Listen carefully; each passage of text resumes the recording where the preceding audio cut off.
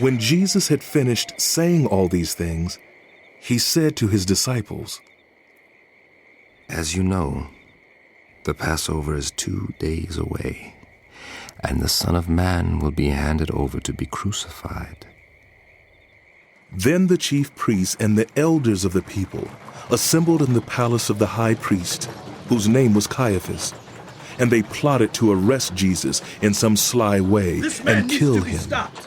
But not during the festival, They said. or there may be a riot among the people. While Jesus was in Bethany in the home of Simon the leper, a woman came to him with an alabaster jar of very expensive perfume, which she poured on his head as he was reclining at the table. When the disciples saw this, they were indignant. Why this waste? This perfume could have been sold at a high price and the money given to the poor.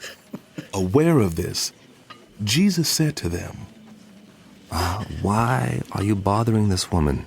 She has done a beautiful thing to me. The poor you will always have with you, but you will not always have me. When she poured this perfume on my body, she did it to prepare me for burial. Truly I tell you, wherever this gospel is preached throughout the world, what she has done will also be told in memory of her. Then one of the 12, the one called Judas Iscariot, went to the chief priests and asked, "What are you willing to give me if I deliver him over to you?" So they counted out for him 30 pieces of silver. From then on, Judas watched for an opportunity to hand him over. On the first day of the festival of unleavened bread, the disciples came to Jesus and asked, "Where do you want us to make preparations for you to eat the Passover?" He replied, Go into the city to a certain man and tell him, the teacher says, my appointed time is near. I'm going to celebrate the Passover with my disciples at your house. So the disciples did as Jesus had directed them and prepared the Passover. When evening came, Jesus was reclining at the table with the 12, and while they were eating, he said, Truly I tell you, one of you will betray me. They were very sad and began to say to him one after the other, "Surely not I, Lord." Jesus replied, The one who has dipped his hand into the bowl with me will betray me. The Son of Man will go just as it is written about him. But woe to that man who betrays the Son of Man. It would be better for him if he had not been born. Then Judas, the one who would betray him, said, "Surely not I, Rabbi." Jesus answered, Well, you have said so. While they were eating, Jesus took bread, and when he had given thanks, he broke it and gave it to his disciples, saying, Take and eat. This is my body. Then he took the cup, and when he had given thanks, he gave it to them, saying, Drink from it, all of you. This is my blood of the covenant, which is poured out for many for the forgiveness of sins. I tell you, I will not drink of this fruit of the vine from now on until that day, when I drink it new with you in my Father's kingdom. When they had sung a hymn, they went out to the Mount of Olives. Then Jesus told them, This very night you will all fall away on account of me, for it is written, I will strike the shepherd, and the sheep of the flock will be scattered. But after I have risen, I will go ahead of you into Galilee. Peter replied, Even if all fall away on account of you, I never will. Jesus answered, Truly I tell you, this very night, before the rooster crows, you will disown me 3 times. But Peter declared, Even if I have to die with you, I will never disown you. and all the other disciples said the same. Never, Master. Then Jesus went with his disciples to a place called Gethsemane, and he said to them, Sit here while I go over there and pray. Yes, Master. He took Peter and the two sons of Zebedee along with him, and he began to be sorrowful and troubled. Then he said to them, My soul is overwhelmed with sorrow to the point of death. Stay here and keep watch with me. Going a little farther, he fell with his face to the ground and prayed, My Father, if it is possible,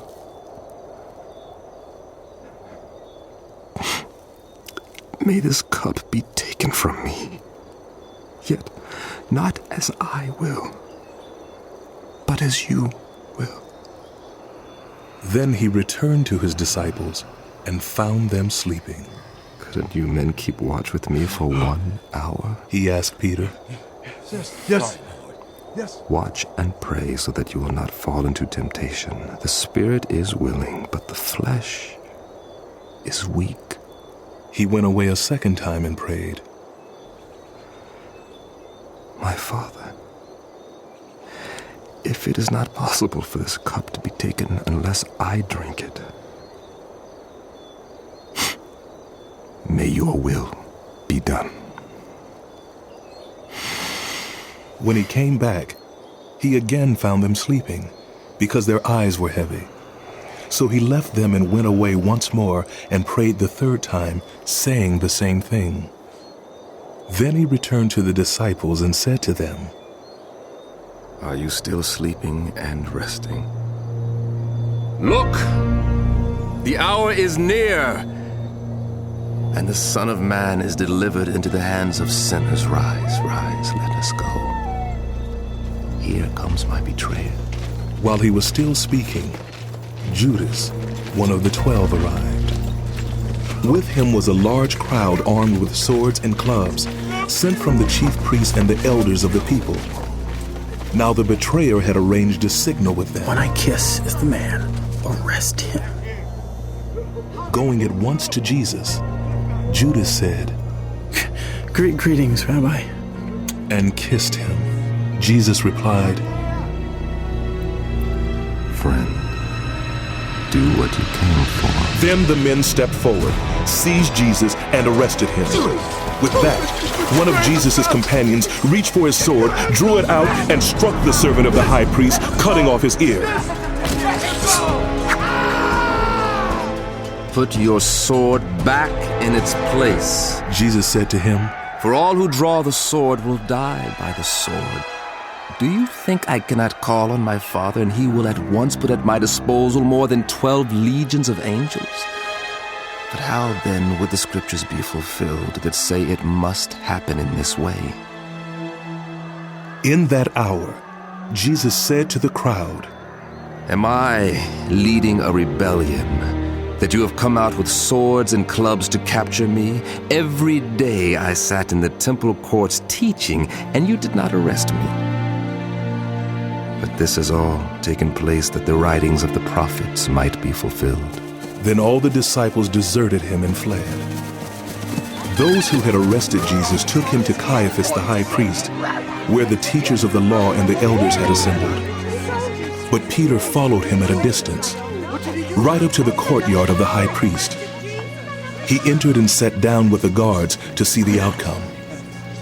The chief priests and the whole Sanhedrin were looking for false evidence against Jesus so that they could put him to death. But they did not find any, though many false witnesses came forward. Finally, 2 came forward and declared, This fellow said, I am able to destroy the temple of God and rebuild it in 3 days. Then the high priest stood up and said to Jesus, Are you not going to answer? What is this testimony that these men are bringing against you? But Jesus remained silent.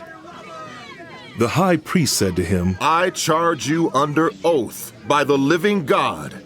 Tell us if you are the Messiah, the Son of God. You have said so.